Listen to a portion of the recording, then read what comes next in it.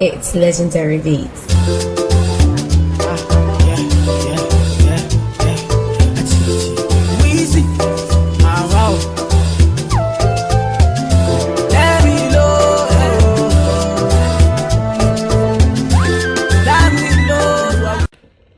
Hey guys, I'm just back with the video. So I'm going to be shooting with my iPhone. I'm going to try to make this really quick because iPhones do not hold a lot of storage. So I wanted to come today to talk about something that's been kind of like been on my mind for a little while in terms of like African Americans versus Africans or whatever. And if I'm not like looking directly in the camera, I'm sorry, like this thing is a struggle. So the whole debacle, the whole dichotomy, the whole versus, you know, African American versus African has been on my mind just because I've been surrounding myself with Africans ever since I like started going to college, just because I never was surrounded with like a totally like black group of people like as my friends or whatever. And you know, when you're a Muslim, when you're a Muslim woman, there's certain things that you can kind of like, you have a level of ambiguity when you come inside of a group or whatever, because people don't really, it's like this hijab is like some type of like Harry Potter invisibility cloak. Like people don't readily know what you are until they know what you are, until you tell them. So like going into these groups or whatever,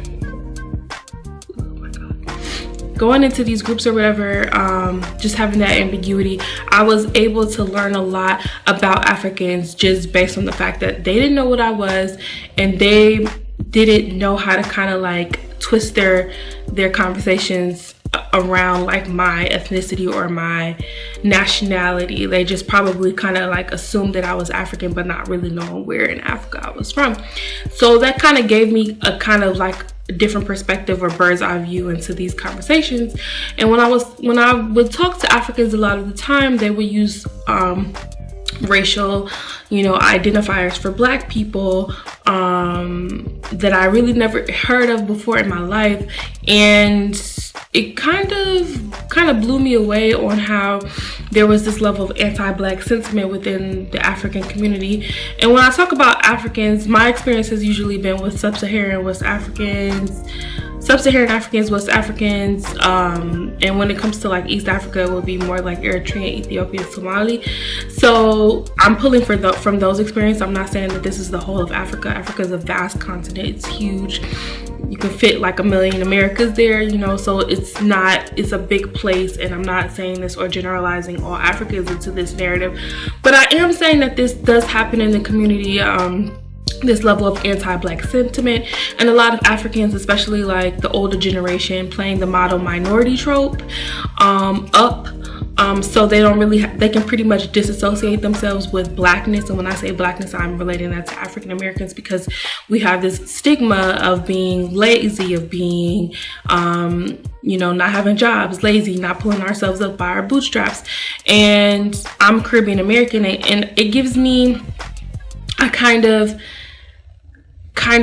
usually like side with the whole, with African Americans, of how people have a perspective about us, because I don't know, I just usually not side, but I feel more in tune with that community, because I never really saw myself as a continental African. I'm not a continental African.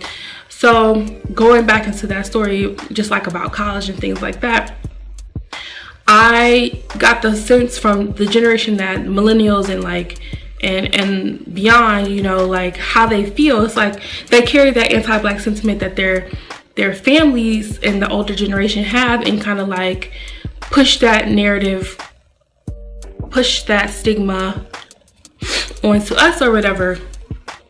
And it's like when you're coming from a different generation, you have the ability to kind of like leave the bad and take the good of your culture coming into a new generation, coming into your own.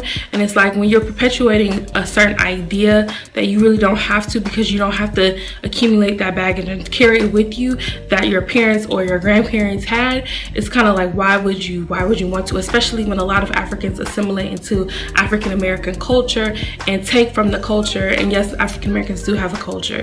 And so when they do that, it's kind of like, well, I know I'm rambling too, but when they do that, it's kind of like, well, do you like us or do you not like us?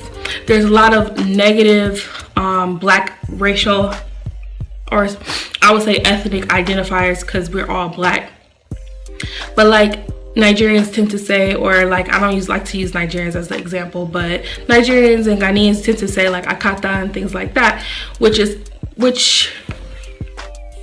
good Lord, which is a Yoruba word that means like stray cat, wild cat, whatever. But inherently, it really means like, to me, it means nigger. I'm sorry. I know that's probably like not, it's very, but it means, to me, like if you take the definition of what it actually means, which is like wildcat, somebody who doesn't have a home, a lost person, it's like, well, you take with that what you will. And then for Somalis, I've heard a term with them too.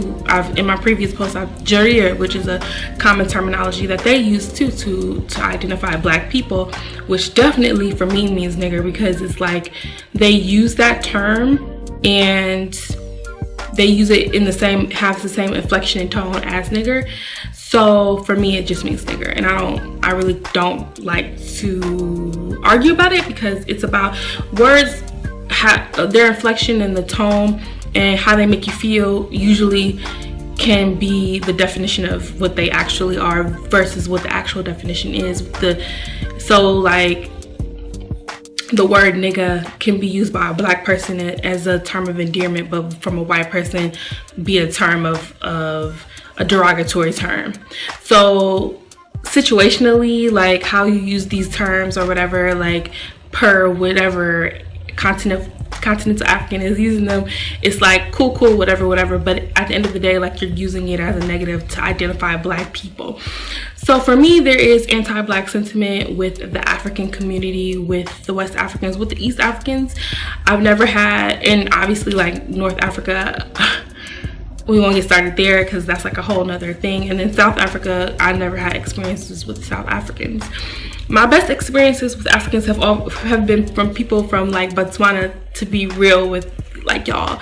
Like so sweet, so nice, so humble, so proud but humble. And it's like, where do you guys come? Can you guys get like manufactured in a factory? Like, cause you guys are amazing. But for real, to be honest, like ever since like just really advocating for the advancement of black people in its totality and its whole, but looking how people of our own skin color and our own ethnic or racial background treats us, is like, are we all one? Or is it some over here, some over there, some over here, some over there? You know, are we, you know, it's very divided. There's this huge cultural divide, and to be honest, it's like, sometimes I don't want Africans to be invited to the cookout because of the way that they seem to treat us, especially with this whole like black renaissance happening in the community.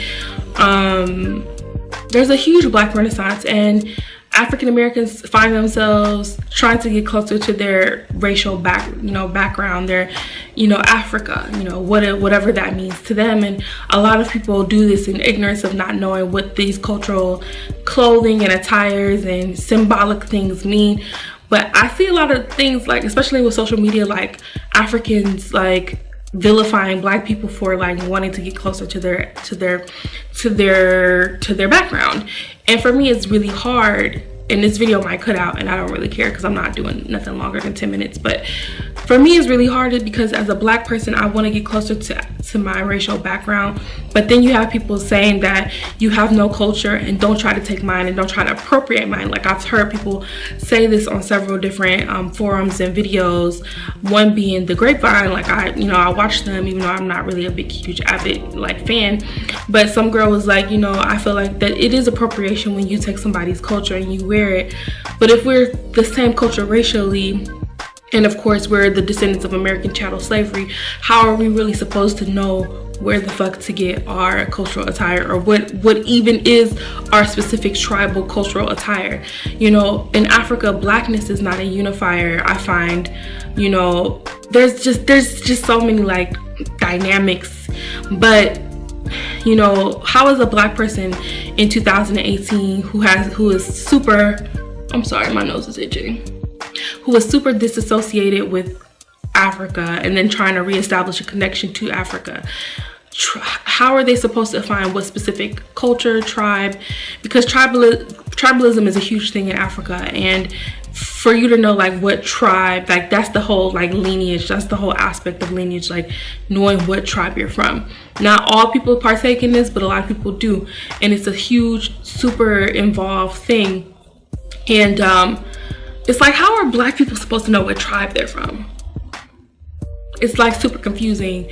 So that's like another thing too, like appropriation of African culture being like a black person. Like that's super, I don't know, like how am I appropriating? Like I'm really confused about that. So that's confusing too. I just don't think a lot of African people really fuck with black people. There's this huge cultural divide that we talk about it in pieces and little whatever, but it's like there's no real unification, like for real. And I think a lot of Africans try to take up the model minority trope to disassociate themselves with black people, because that's what a lot of minorities do. Like a lot of minorities do this so that they can survive. It's essentially a survival tactic, because obviously if the black people are at the bottom of the totem pole or close to it, you will try to disassociate yourself with everything that is inherently black, culturally black, even though people don't think we have a culture. Somebody told one of my friends I was talking to, they were like, they made a point like, oh well, Native Americans are technically at the bottom of the totem pole, seeing that they were made genocide against and things like that. And black people, this was an African person, try to like take away my narrative essentially. Like he was like, Native Americans are really the ones who are at the bottom of the totem pole, and black people need to just do this and this and they'll be okay, because Native Americans, and I understand the plight of Native Americans. I feel like Native Americans and black people have a very similar plight, only that we weren't essentially, the only reason that we weren't killed is because we were here to do labor, you know what I'm saying? And Native Americans didn't have they tried to instill Native Americans in that whole in labor positions, and that really but that was after genocide, so it's a whole different dichotomy there when you try to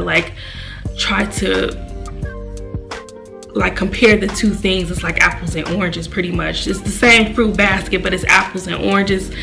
So like him being like an African, trying to, we were having this long conversation and things like that. And I know I'm rambling, but we were trying to have this like long conversation or whatever. And he was just like, African people have it bad too. And then we kind of went into this oppression Olympics type of situation. And I'm like, look, bro, like I get it. Like Africans do have it bad. When white people, since white people are in the upper ranks of the hierarchy of America's caste system, when white people do see you, they do see a black person. But at the end of the day, like if we're talking about in the corporate structure or whatever, your name probably will get picked before mine, even though my name isn't like a stereotypical like black name. Your name will probably get picked before mine, just because white people create these systems which we live in, and they know which minorities to choose and which ones not to. So we can't really be like ignorant when it comes to like these caste systems that are systematically put in place to keep African Americans down. Like minorities and Africans and POC don't understand in general how these glass ceilings work. They come over as immigrants. We were inserted into a forced migration, but they come over as immigrants and look at us as lazy and as bad and as all of these things that are negative, you know. And it's like there are invisible glass ceilings that you don't, I mean glasses invisible, but there are these glass ceilings that are put in place and are instilled, and you don't get to see them because you don't get to see them, but we see them, we feel them, you know what I'm saying? Like